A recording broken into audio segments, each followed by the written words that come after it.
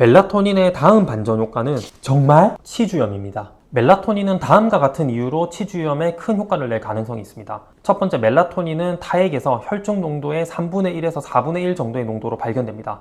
타액에 존재하는 멜라토닌과 혈액을 통해 잇몸 조직에 공급된 멜라토닌이 항산화, 항염증 효과, 조직 수복 효과를 낼 가능성이 있습니다. 또한 멜라토닌은 조골세포를 활성화시키고 파골세포를 억제함으로써 치아를 튼튼하게 해준다는 메커니즘도 제시되어 있습니다. 지금까지 경구복용 멜라토닌이 치주염에 효과가 있는지 알아보는 임상시험이 여러 번 있었습니다.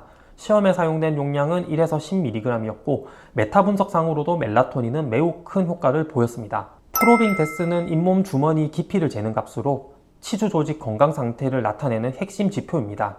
이 깊이가 깊을수록 치주염이 심하다고 할 수 있습니다. 멜라토닌 복용은 치주염 환자의 프로빙 데스를 대조군 대비 1.01mm를 감소시켰습니다. 이 정도면 상당한 효능이 크입니다. 특히 베즈야르 2018년 연구는 당뇨 환자를 대상으로 했는데 프로빙 데스를 1.77mm나 감소시켰습니다. 매우 큰 효과를 보였죠. 인사도라고는 근거 수준에서부터 큰 차이가 나고 보여주는 효과의 크기에서는 더 큰 차이가 납니다.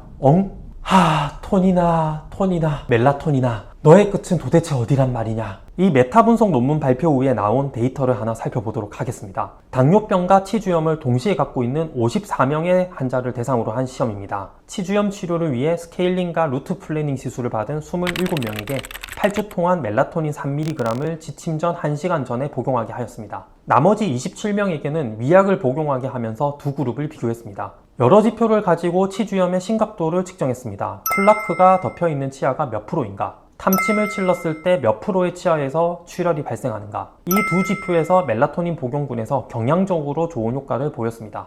프로빙 데스에서는 큰 차이를 보였는데요. 멜라토닌 복용군에서 수치가 엄청 크게 좋아졌습니다. 이 시험에서는 위약군에서는 당하혈색소의 변화가 없었는데 멜라토닌 복용군에서는 당하혈색소의 수치가 정상 수준으로 개선되었습니다. 당뇨와 치주염을 같이 가진 환자들에게는 멜라토닌이 매우 좋은 옵션이라는 것을 알 수 있습니다. 당뇨가 치주염을 악화시키고 또한 치주염이 당뇨를 악화시키는 악순환이 존재합니다. 그래서 당뇨 환자는 치주염 관리가 매우 중요합니다. 치주염증은 전신염증으로 발전해 혈당 조절 기능을 약화시키고 당 조절이 안 되는 것은 치주 조직 회복 능력 저하로 이어지게 됩니다. 멜라토닌은 치주염과 당뇨를 동시에 개선하는 영양소이고 이 두 질환을 같이 갖고 있는 환자들에게는 멜라토닌을 추천드립니다. 멜라토닌의 안전성에 대해서 살펴보도록 하겠습니다. 멜라토닌의 가장 큰 장점 중 하나는 매우 뛰어난 안전성입니다. 먼저 5mg 이하의 용량의 효능과 부작용을 정리한 메타 분석 논문을 보겠습니다. 이 메타 분석이 포함시킨 15개의 연구에서 사용한 멜라토닌 용량은 다음과 같습니다. 이 메타 분석에서는 부작용을 평가했는데 부작용이 거의 없다고 나왔습니다. 여기서 부작용의 평가 항목인 리스크 디퍼런스는 시험군의 부작용 발생률에서 대조군의 부작용 발생률을 빼서 계산합니다. 보통 시험군의 부작용 발생률이 높기 때문에 리스크 디퍼런스는 양수값을 가지게 됩니다.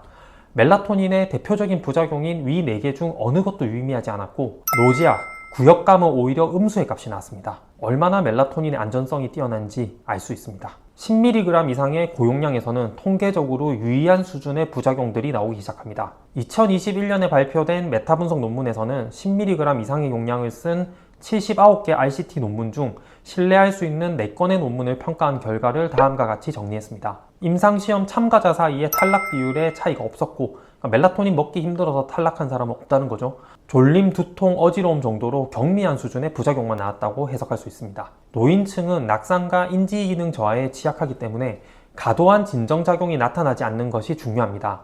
그렇지만 지금까지의 무작위 대조시험과 체계적 문헌 고찰에서 멜라토닌은 비교적 안전한 것으로 나타났습니다. 예를 들어서 노인 환자에서 하루 20에서 25mg을 12주간 복용한 연구나 파킨슨병 환자에게 50mg을 2주간 투여한 시험에서도 중증 이상 반응은 위약군과 차이가 없었습니다. 멜라토닌은 호르몬성 작용을 가지므로 성장기 아동, 청소년에서 안전성이 특히 중요합니다. 최근 5에서 20세 아동 및 청소년을 대상으로 한 22편의 무작위 대조시험과 관찰 연구 4편을 체계적 문헌 고찰한 논문을 참고해 보겠습니다. 무작위 대조시험에서 중증 이상 반응은 위약 대비 증가하지 않았고 주로 두통, 주간 졸림, 어지럼증 같은 경미한 이상 반응만 위약군보다 약 1.5배 정도 더 흔하게 보고되었습니다. 또한 3건의 추정 연구 관찰에서 평균 2에서 4년 동안 복용시켜도 멜라토닌은 사춘기 발달에 영향을 미치지 않았습니다. 유럽에서는 자폐 스펙트럼 장애 아동에서 2세부터 멜라토닌 서방정 2mg 용량부터 시작해서 2년 동안 복용할 수 있도록 허가를 받았습니다. 이런 데이터를 바탕으로 멜라토닌은 가장 안전한 성분 중 하나라는 것을 알 수 있습니다. 따라서 멜라토닌은 거의 모든 연령대에서 안전하게 권할 수가 있습니다. 그렇다면 멜라토닌의 약물 상호작용은 어떨까요? 와파린과 상호작용 케이스가 몇 건 보고되어 있습니다. 아마도 멜라토닌과 와파린이 CYP1A2를 두고 경쟁해서 멜라토닌을 복용하면 와파린 대사가 억제하고 INR이 상승한다고 생각되고 있습니다. 그래서 와파린 복용자에게는 멜라토닌을 추천하지 않는 것이 좋습니다. 그 외에 플루복사민은 멜라토닌 혈중 농도를 최대 10배까지 올리니까 병용 금기고요. 에스트로겐이 포함된 피임량 역시 멜라토닌 농도를 4배에서 5배까지 올릴 수 있기 때문에 멜라토닌을 1에서 2mg까지만 드시는 게 좋습니다. 현대인에게 물과도 다름없는 커피는 어떨까요? 카페인 역시 멜라토닌의 혈중 농도를 2배 이상 높일 수가 있습니다. 커피는 멜라토닌과의 관계에서는 섭취 시각이 중요합니다. 한 연구에 따르면 멜라토닌 복용 12시간 전에 카페인 200mg, 커피로는 약 2잔에 해당하죠. 카페인 200mg를 마셔도 혈중 멜라토닌 농도에는 유의미한 변화가 없었습니다. 따라서 아침에 아이스 아메리카노 2샷을 넣어 먹어도 저녁에 멜라토닌을 상용량으로 복용하는 데는 문제가 없습니다. 혈당 개선과 신경병증성 통증 개선 효과. 메타 분석 결과 멜라토닌에는 혈당 개선 효과가 있었습니다. 앞서 살펴본 치주염이 있는 환자에서는 당하혈색소를 큰 폭으로 낮춰줬지만 지금까지의 시험 결과를 기계적으로 메타 분석한 결과 경향적으로만 당하혈색소를 감소시켰습니다.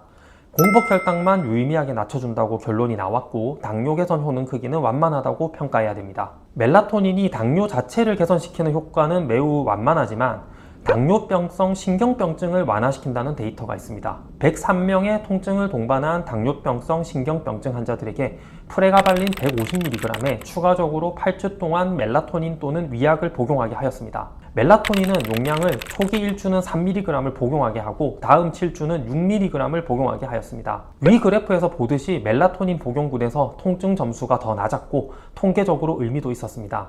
통증이 완화되면서 멜라토닌 복용군에서는 잠을 더 잘 자게 되었습니다. 사실 이때까지 당뇨병성 신경병증 때문에 다리가 저려서 잠을 못 주무신다는 분들께는 비군 영양제 외에는 드릴 것이 마땅치 않았는데요.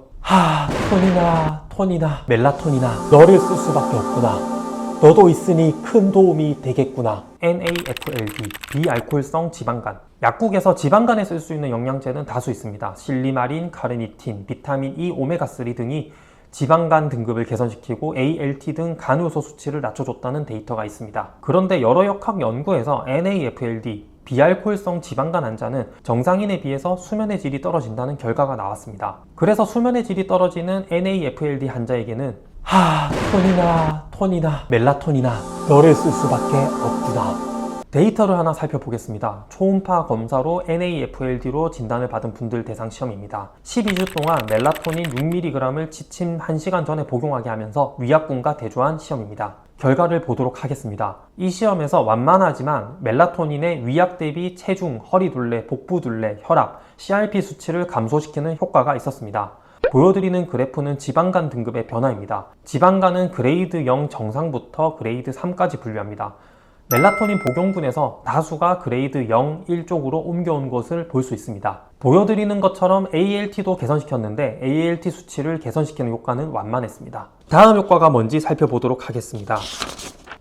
톤이나 멜라토닌아 너는 끝까지 나를 놀라게 하는구나. 다음 효과는 놀랍게도 골다공증입니다. 동물 실험에서 송가선을 제거했더니 골밀도가 현저하게 감소했다는 것이 발견된 것이 이 분야 연구의 시작입니다. 최소 3번의 임상시험을 통해서 멜라토닌에 뼈를 튼튼하게 하는 효과가 있다는 것을 알 수 있었습니다. 아직 이 목적으로 쓰기 위해 최적의 멜라토닌 용량은 확립되어 있지는 않습니다. 하지만 1mg보다는 3mg이 더 효과가 좋았다는 데이터가 있습니다. 고혈감소증에 있는 폐경후 여성 81명을 대상으로 한 무작위 배정 이중맹검 위약대조 시험 결과를 보도록 하겠습니다. 이들을 3그룹으로 나눠서 취침 전 각각 멜라토닌 1mg과 3mg 그리고 위약을 12개월 동안 복용하게 하였습니다. 대퇴골 경부의 골밀도 변화를 살펴보도록 하겠습니다. 위약군에서는 골밀도가 감소했는데 멜라토닌 투여군에서는 골밀도가 위약군 대비 증가하였습니다. 특히 3mg 투여군에서는 위약 대비 골밀도가 2.3%가 증가했습니다. 잠도 잘 못 주무시고 골다공증도 있으시고 잇몸도 좋지 않고 허리도 많이 아프신 어떤 어르신 한 분이 떠오르는데요. 너무 효과가 좋은 덕분에 저는 턱 관절 장애를 얻게 되었습니다. 저는 바로 복용을 시작할 생각입니다. 지금 너무너무 아프거든요.